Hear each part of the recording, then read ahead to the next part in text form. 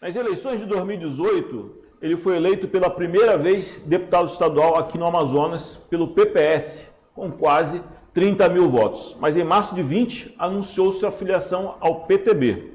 Ele sempre esteve na base aliada do governador Wilson Lima dentro da Assembleia Legislativa.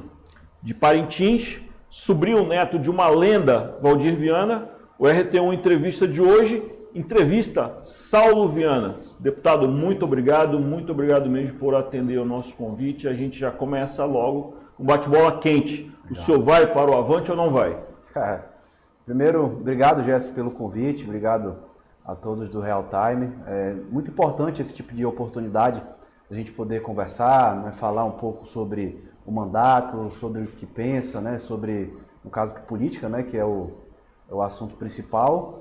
E sobre a sua pergunta, eu tenho uma honra muito grande, né, de ter sido convidado pelo prefeito Davi Almeida, que é, né, o presidente do Avante aqui no Amazonas. A chapa que o Avante está formando, que o prefeito Davi Almeida está formando, será uma chapa muito competitiva, que muito provavelmente vai eleger mais de um candidato a deputado federal e com toda certeza mais de 2 deputados estaduais. E esse momento é um momento de conversa, né? Essa é a hora que todo mundo conversa com todo mundo. Eu faço parte do grupo político do governador Wilson Lima, sou da base do governador Wilson Lima. Hoje, o prefeito Davi Almeida e o governador Wilson Lima fazem uma grande parceria por Manaus. E a gente, claro, em consenso, conversando com o governador, que é meu líder político, e conversando com o prefeito Davi Almeida, a gente vai equacionar aí essa situação, essa questão de filiação, e quando chegar no momento certo, que é em março, que é o prazo do período, né, da janela de troca de partido, a gente vai definir isso. É bem encaminhado, como eu já te disse ontem, quando a gente conversou. Certo é de que eu estarei no partido do governador Wilson Lima ou no partido do prefeito Davi Almeida. E candidato a deputado federal, isso já é batido o martelo, não é isso? Eu tenho, como você falou, eu fui eleito a primeira vez em 2018, né, como deputado estadual. Tenho feito, né, ao longo desses 3 anos aí, um grande trabalho, principalmente no interior, né, algo que eu gosto muito, que é de estar no interior, de visitar o interior. E hoje, Jéssica, eu conheço os 62 municípios do nosso estado. Eu me foquei, me determinei isso desde quando a gente assumiu lá em 1º de fevereiro de 2019, e eu já fui até em dezembro de 2021, eu visitei os 62 municípios, Manaus mais os 61 do interior. E eu entendo que é muito importante o fortalecimento do nosso interior. Eu vejo que nós temos uma dívida com o nosso interior, e o interior do estado precisa ser emancipado, porque tudo aqui no estado gira praticamente em torno de Manaus. Zona Franca. Zona Franca, a cidade de Manaus, e o nosso interior acaba que fica sempre em segundo plano. Então eu defendo a bandeira do interior, eu defendo a bandeira aí do fortalecimento da economia, da descentralização da economia da capital para o interior, levar oportunidade para as pessoas do interior. E essa construção, claro que ninguém é candidato de si mesmo, assim como os projetos na política, a vida da política, a partir do momento que você entra, você não se comanda mais, né? Engano achar de que você é que manda no seu destino, ou que você vai fazer na política uma vez que você entra nela. E aí eu tenho hoje essa pretensão, estou trabalhando nisso, e posso dizer que sim, com certeza, hoje eu sou pré-candidato a deputado federal. Já vamos voltar diretamente ao trabalho que o deputado desenvolve, os planos dele, para as ideias que ele pretende levar para o Congresso Nacional, caso seja eleito em outubro. Mas eu queria aproveitar um pouco mais esse seu trânsito, que é um dos deputados mais articulados na Assembleia Legislativa, entre o governador Wilson Lima e o prefeito de Manaus, Davi Almeida. Eles estão sempre juntos, é um discurso muito afiado. Os dois estarão juntos, apoiando o mesmo candidato, que no caso é o governador, em outubro. Qual a sua percepção, você que está lá dentro? O que acontece?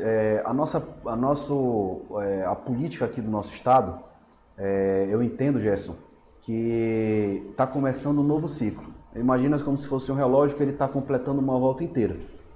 E desde 2018, com a eleição do governador Wilson Lima, surgiram-se novos atores, como o governador Wilson Lima, alguém que nunca tinha sido candidato, né, e virou governador, que é o maior cargo da política a nível estadual. né? Vários deputados, 12 deputados dos 24 foram novatos, foram novos deputados, eu inclusive, né, sou um deles.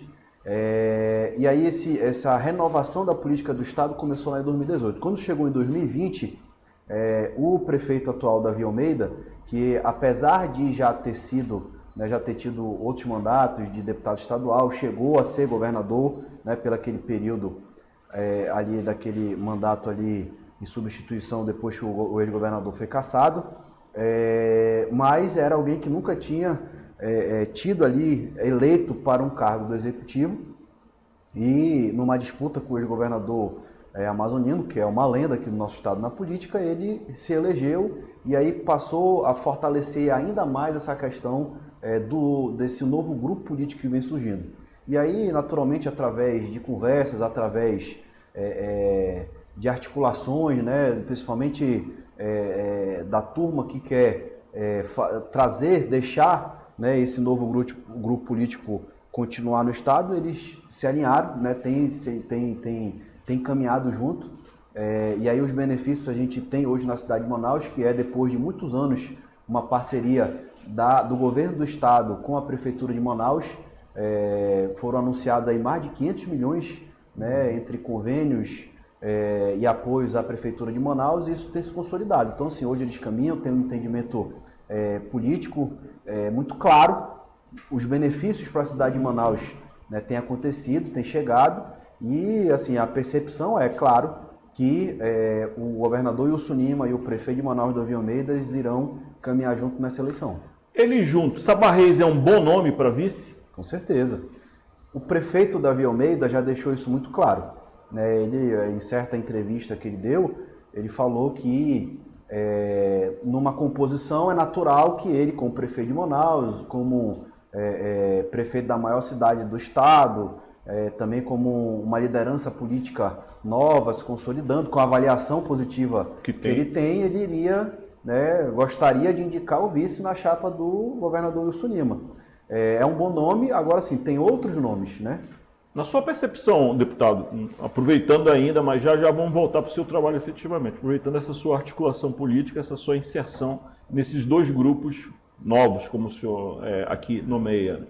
Qual a melhor realização, por exemplo, do governador Wilson Lima nesses 3 anos e o maior erro dele?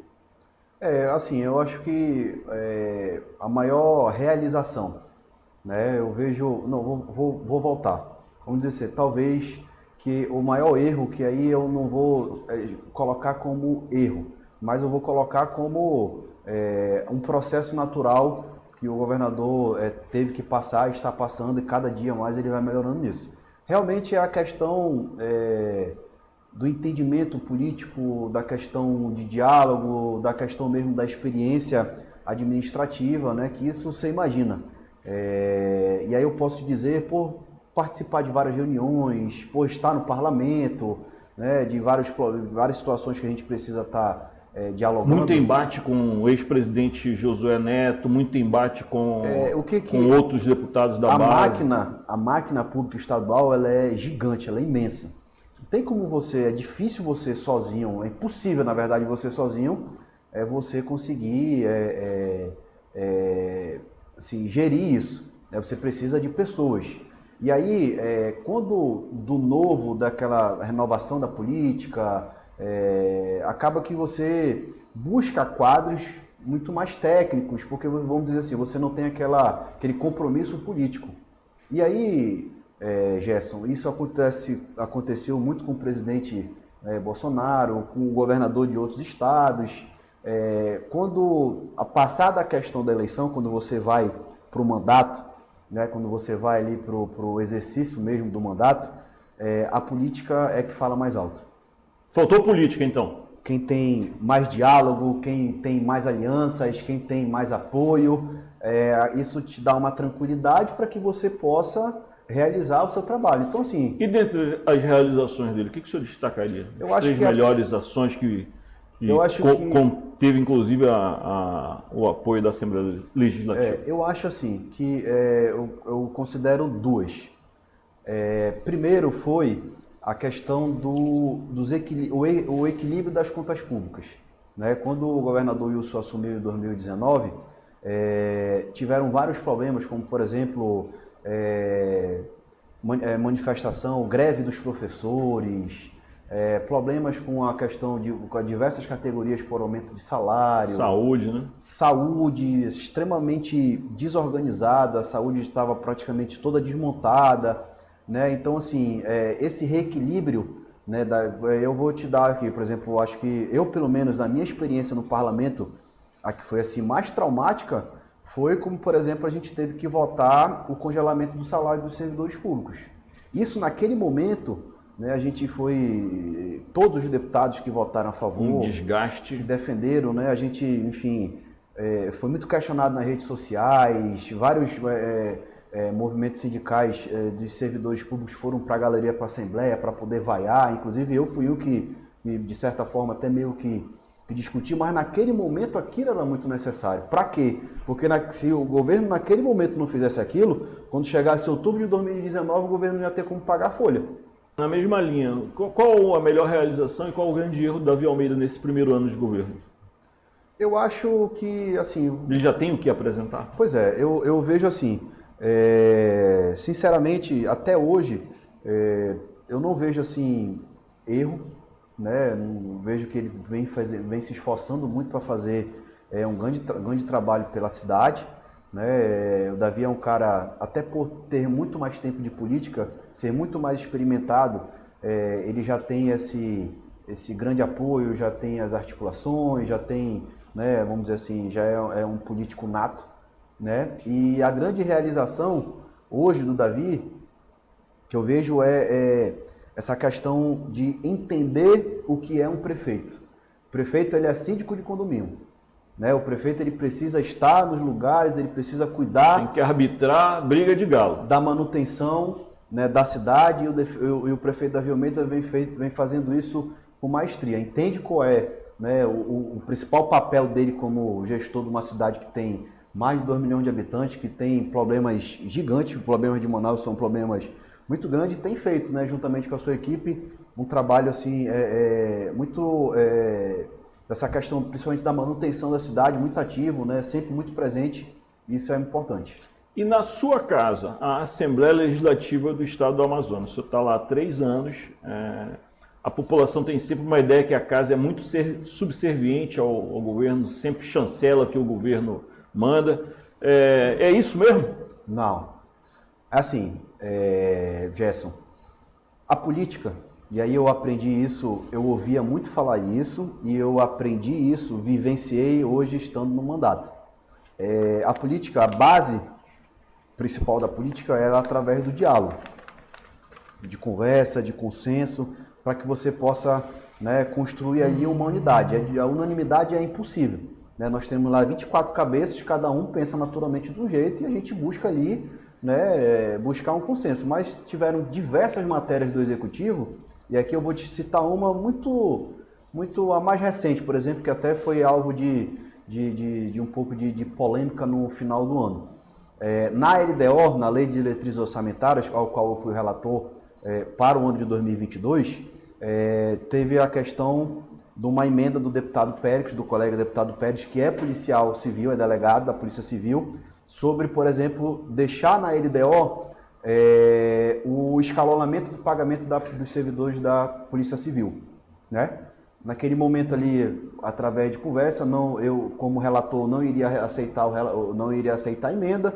O deputado Pérez sentou comigo, explicou e tal, nós resolvemos. Então vou aceitar a tua emenda referente à questão de estar na LDO o pagamento do escalonamento. Foi a plenário, nós votamos. O Executivo vetou. E quando voltou para a Assembleia, o relator já foi o deputado Serafim, que foi contrário ao veto. Isso foi a plenário e nós aprovamos, ou seja, foi algo que foi construído dentro da Assembleia, não veio do Executivo, foi construído dentro da Assembleia através de consenso, apesar de que naquele primeiro momento eu entendia que não, mas o deputado Pérez explicou, outros colegas também que defendem, enfim, me convenceram disso, foi aceito, foi votado, o Executivo vetou e nós aprovamos, ou seja... E entrou na lei orçamentária? Entrou. Então, assim, é algo que...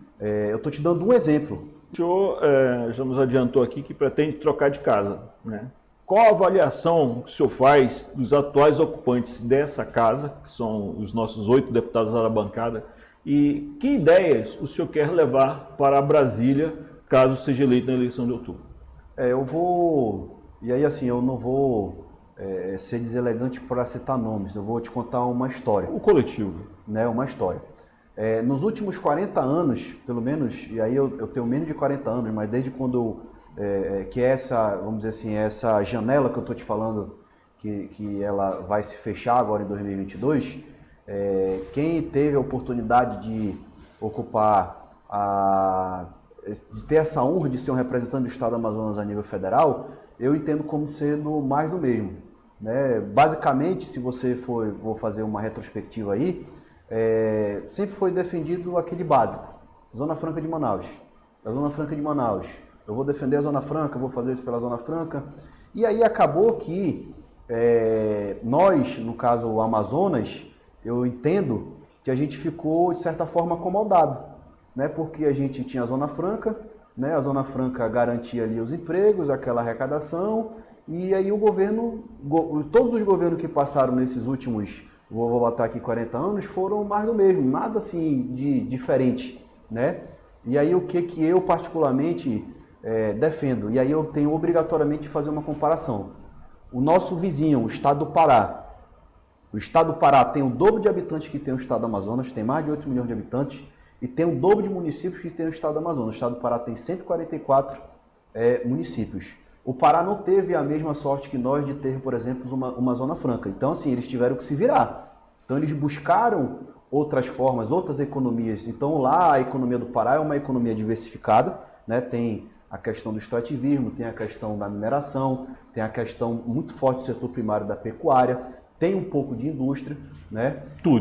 Turismo, né? E o estado do Pará, diferente do nosso, a economia do Pará não é centralizada na capital, é o contrário. A economia mais forte do Pará está no interior, né? Tanto é que hoje tem discussão no estado do Pará para poder ser criado um novo estado, que é o estado do Tapajós, porque já é uma região que é muito forte economicamente, que ela se separar do Pará, ela vai conseguir se manter, e quem vai perder já é, por exemplo, a capital Belém.